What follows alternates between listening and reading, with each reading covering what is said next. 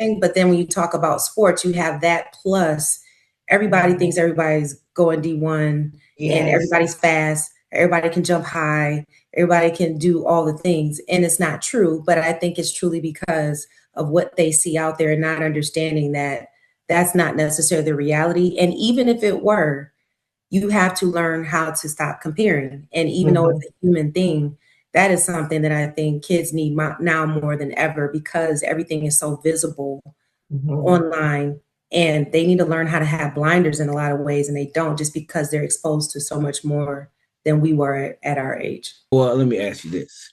Yes, Mhm. that's the thing.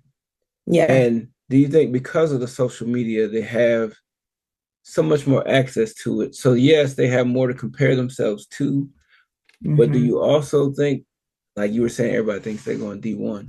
Do you also think that the pressures surrounding D1 sports now, do you think, Yes. how do you think that plays a role in terms of that pressure, what's coming up? And is it coming from the parents? Is it coming from their being in their own heads? Or is it just something that's just around? I'm gonna go with D, all the above. I mean, y'all played sports. I mean, you played at IU. So, you know, going D1 is not new, but the perception and the demand behind it all is much greater than when we were in school. So, there's more money involved, so there's a higher demand in college sports, period. And personally, I hate the word D1 because that is turned into a brand and everybody forgets that there's different levels and on every level you can be an amazing athlete. So that's that there's that. But just behind college sports in general, because the stakes are higher, the demand is higher. So then there is that great deal of pressure.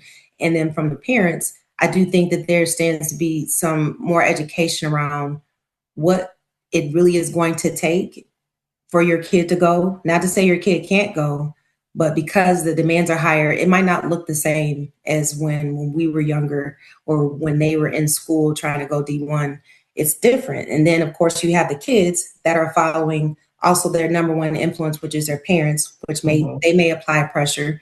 And then you turn around and you get on Twitter or one of these other socials and they're like, oh my God, I'm so far behind Hmm. because there's constantly this pull of this is what is you need to do and you're not valid unless you don't and that kind of thing. And so I truly think we have to get back to the basics of understanding one, leaning into the strengths that we have, whether it's academic, athletic, whatever, and then also understanding that you're not defined by that.